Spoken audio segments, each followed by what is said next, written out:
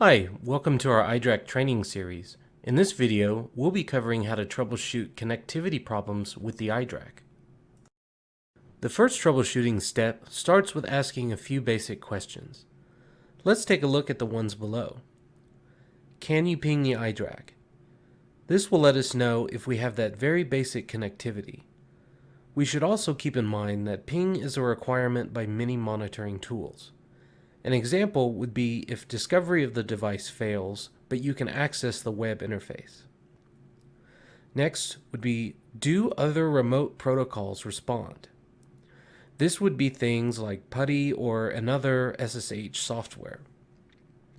This would be helpful to know if, say, the web interface is not responding. Next would be, are the fans spinning at 100%?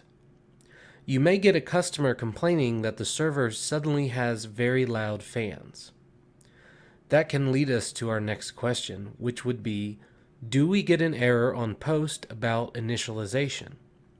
If we see this message, that is a clear indicator that we have some kind of internal issue with the iDRAC. If we can get to the iDRAC web page, one of the first things to try is an iDRAC reset, as a reboot will often resolve a lot of issues. If we can't get to the web page and we are getting initialization errors, we need to have the customer drain flea power. To do this, we need to unplug the server from power for about 5 minutes. Plug the system back in and check to see if we still have initialization errors or problems with the iDRAC. The next troubleshooting steps would be to check the iDRAC configuration. The first thing we'll try is connecting to the iDRAC CLI and running rackatom get nic cfg. Here we can see the link detected status, which NIC is in use, as well as the IP configuration. Next, run the command get idrac.nic.vlan enable to see if a VLAN may be incorrectly configured.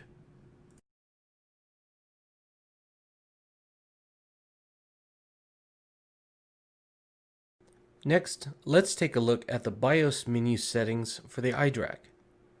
From the F2 System Setup menu, click on iDRAC Settings.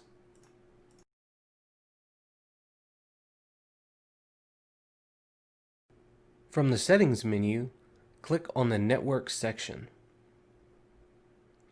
Here we can view the same settings as before from the SSH console. We can configure the NIC selection, as well as scroll down to see the IP config.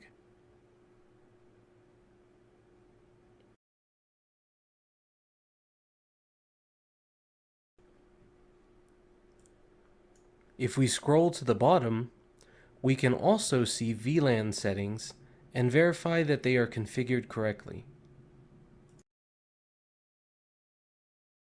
The next option is to collect a TSR, otherwise known as the Support Assist collection.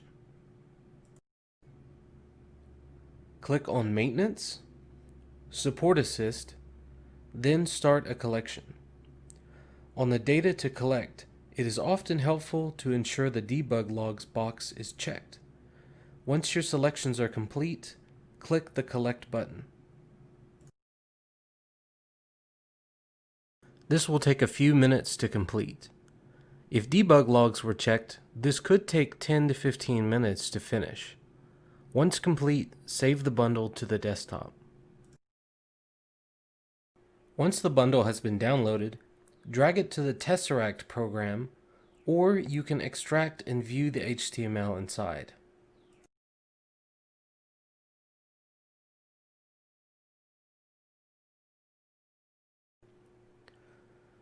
Click on Summary and choose the RAW option.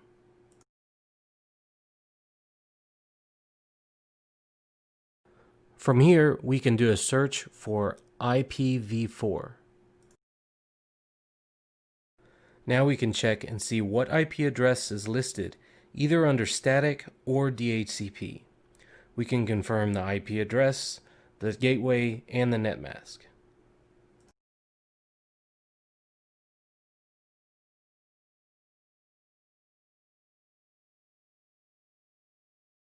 Now let's try searching for NIC.1. We can check for the active NIC section and see if it's enabled.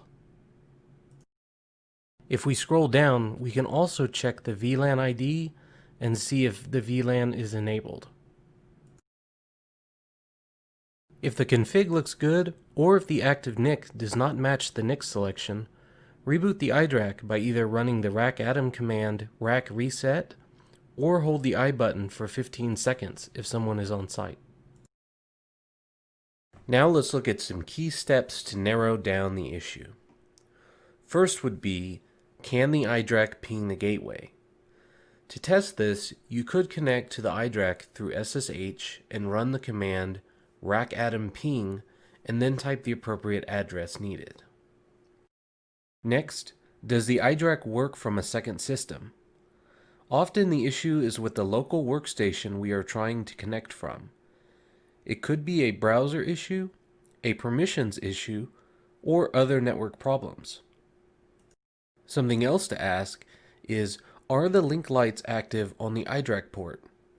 You would have to have someone on site to verify this, but it can help confirm if the NIC is showing any signs of power or connectivity.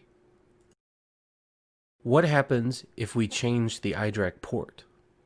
It's possible that one of the ports has simply failed. By changing which port the iDRAC communicates on, we can confirm if the issue is isolated to a single network port, or if there's something else going on with the system. Last on our list, does iDRAC Direct or plugging directly into a laptop provide access? Often we are faced with issues beyond our control in the customer's network. It could be a routing issue or a firewall between sites blocking communication. If we cannot get to the iDRAC from a remote system, we need to try testing locally through a direct connection to the iDRAC. If needed, we could also reset the iDRAC or do further testing while on site. I'll start off this last section by covering a less seen issue where the iDRAC web server is not enabled. This can sometimes happen when the iDRAC is misconfigured in an attempt to increase network security. Connect to the iDRAC through SSH and type the racadm command get idrac.webserver.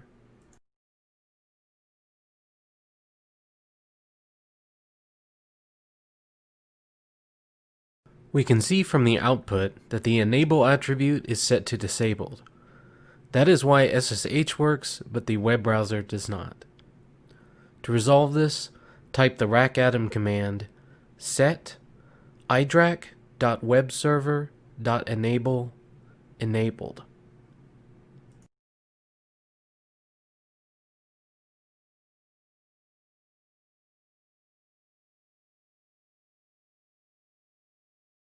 Now we can see that the web server is enabled. If we refresh our browser, we can now connect to the web page. Now, let's take a look at some of our last resort options. If we are left with wiping the config of the iDRAC, but we still have connectivity to it, then we can run the racadm command rack reset cfg. Now, if we have a 13th generation system, this will reset everything to factory settings. If we are looking at the more current 14th generation, it will reset everything except for the network and root user accounts. If you would like to do this, that is when you will need to add the optional RC switch to the end. The next option we have is to power cycle the server and then choose the F10 boot option so that we boot to the lifecycle controller. Once there, we need to choose the hardware configuration menu. Then choose repurpose or retire system. From here, we can see that there are multiple options to be reset. We can just choose the iDRAC one and click next. The third option we have is to boot to the F2 BIOS menu. From here, we choose iDRAC settings.